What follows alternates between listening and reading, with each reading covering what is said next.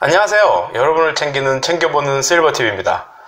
봄을 지나 여름을 향하는 시기입니다. 어르신들께서도 야외로 향하시는 경우가 잦으실 텐데요. 그래서 최근 사회적 관심이 되고 있는 고령 운전자 면허 반납과 사고에 대한 기사, 치매 환자의 운전 실태에 대한 연구 결과, 그리고 가까운 일본에서 최근에 추진 중인 고령자용 운전 면허에 대한 얘기를 해보려 합니다. 그리고 오늘 이 장수의 법칙에서는 치매가 두려우신 분들께 5가지 예방법을 전해드리려 합니다. 오늘의 첫 번째 소식입니다. 지난 4월 17일 연합뉴스와 5월 12일 조선일보 기사입니다. 최근 65세 이상 고령 운전자의 사고가 증가세를 보이고 있고 75세 이상의 경우를 살펴보면 더욱 급증하고 있습니다. 65세 이상의 운전자 비율은 9.5%이지만 이들이 사고로 인한 사망자 피해는 무려 22%에 달하고 있습니다. 이에 따라 가장 먼저 등장한 것이 운전면허증 자진 반납 제도입니다. 운전자가 면허증을 반납하게 되면 대중교통카드를 대신 지급하는 제도입니다. 또한 75세 이상의 운전자의 면허 갱신 및 적성 검사 주기를 기존 5년에서 3년으로 줄였습니다. 또 고령 운전자 차량을 구분할 수 있는 실버 스티커도 만들어 배포 중입니다. 하지만 강제로 이러한 제도들을 억지로 적용해서 면허증을 회수할 방법은 따로 없어서 일각에서는 신체 반응 능력 저하가 확인된다면 운전시간을 제한하거나 또 면허를 반납시킬 수 있는 제도가 필요하다는 주장도 나오고 있습니다.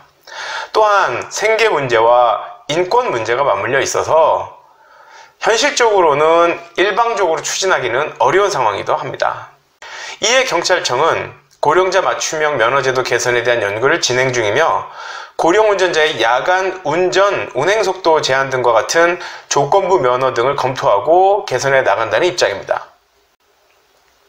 지난 4월 10일 중앙일보 기사를 통해 각 지자체들의 대응과 현황에 대해서 알 수 있었는데요. 고령 운전자들의 운전면허를 반납하면 교통비 등을 지급하는 지자체가 점점 늘고 있습니다. 서울, 부산, 전남, 대전시가 인센티브 사업을 도입했고요. 전체적으로 본다면 예상보다 많은 고령 운전자들의 참여로 각 지자체들이 추가적인 예산을 현재 편성하고 있으며 서울은 70세, 부산은 65세, 또 고령자 비율이 높은 전남은 그 연령을 상향 조정하는 등 지역별로 탄력적인 운영을 하고 있습니다. 그렇다면 우리보다 고령 비율이 높고 사회적 대처를 일찍이부터 시작한 일본의 경우는 어떨까요? 지난 6월 12일 건설경제신문 내용 고령자용 운전면허를 만드는 방안을 고민 중이라고 합니다. 75세 이상 고령 운전자를 대상으로 자동 브레이크 등 안전기능이 있는 차종 등에 한해 운전할 수 있는 면허증입니다.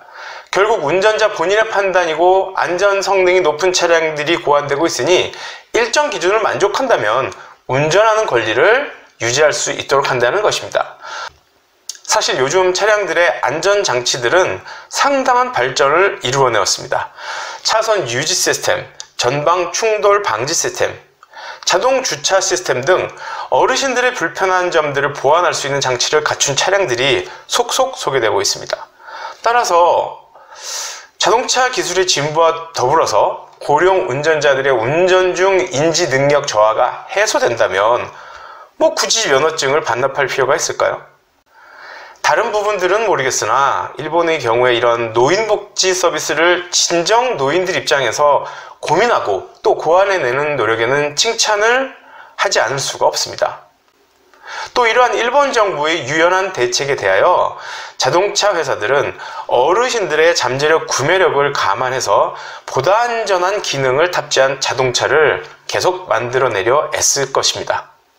다음으로는 치매 환자들이 운전 실태에 대한 연구가 있어 인하대, 건양대, 서울대, 이화여대 등과 국민건강보험공단 그리고 보훈공단의 연구진들이 알츠하이머병 환자 3,792명과 혈관치매 환자 585명 등 4,377명에 대한 연구를 진행했습니다.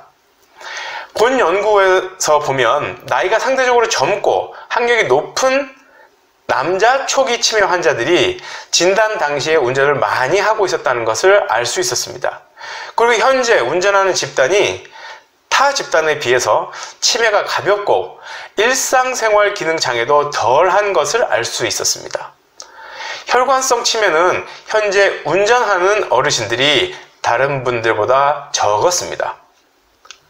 운전 기능에는 인지 기능뿐만 아니라 육체적 기능도 영향을 미치므로 혈관 치매 환자들이 알츠하이머병 환자들보다 좀 더 일찍 운전을 중단할 가능성이 있습니다. 또 현재 운전하는 집단의 1년 후 추적 결과 2명 중에 1명은 운전을 중단했습니다. 즉, 초기 치매 진단을 받은 분들 중 과반수가 운전을 할 수 있다는 내용인데, 치매 증상의 경과에 따른 인지 능력의 저하에 대처할 수 있는 그에 따른 방안에 대한 연구도 추가적으로 필요할 것으로 보입니다. 오늘이 장수의 법칙입니다. 치매가 두려우신가요? 쉽게 일상생활에서 지킬 수 있는 5가지 행동 규칙을 알려드리겠습니다. 첫 번째는 명상입니다. 약 하루에 12분 정도. 이건 뭐 그냥 멍 때리는 겁니다. 저도 정말 좋아하는 거죠, 이거. 가끔씩 이렇게 멍 때리는데 12분, 평균 12분 정도 하시면 혈액순환 개선에 좋다고 합니다. 두 번째는 잘 주무시는 것입니다. 숙면. 보통 나이가 들면 잠도 준다고 하는데 사실 요즘은 20대, 30대도 불면증에 시달리는 사람이 많습니다. 심지어 약을 먹는 사람들도 많고요.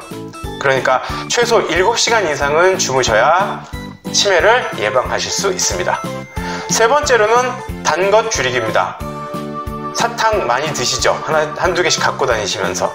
하지만 전문가들은 알츠하이머를 제3의 당뇨로 분류하기도 합니다. 그것은 왜냐하면 인슐린 기능이 뇌 기능과도 밀접하게 연관되어 있다는 사실이 발견되었기 때문입니다. 네 번째는 사회적 활동입니다. 외로움과 기억력은 상당히 밀접한 관계가 있습니다.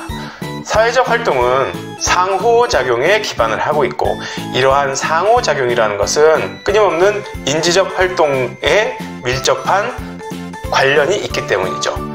따라서 사회적 활동을 통해서 인지적 활동, 즉 뇌 활동을 활발하게 할 수 있습니다. 마지막 5번째는 많이 아시는 사실입니다. 오메가3 지방산 섭취를 권장하는 것입니다. 생선에 풍부하죠. 오메가3 지방산, 고등어, 꽁치, 연어, 송어, 정어리, 호두, 달걀 등을 꾸준히 드시면 치매를 예방하실 수 있습니다. 오늘은 고령 운전자 사고 및 면허증 반납 이슈와 이에 대한 한국과 일본 정부의 대처 방안, 그리고 치매 운전자에 대한 연구 결과와 치매를 방지하기 위한 5가지 방법을 알아보았습니다. 재밌는 점 없죠? 요즘 젊은이들 표현으로 노잼. 더 재미없으셨다면 핵노잼이라고 하시면 됩니다. 앞에 건 재미없어 에서 노재미, 그리고 노잼 이렇게 진화한 것으로 보이고, 핵노잼은 그것을 강조하는 표현인데 어르신들께서도 한번 예상해 보세요. 치매를 예방할 수 있습니다. 챙겨보는 실버TV, 여러분을 챙겨드리겠습니다.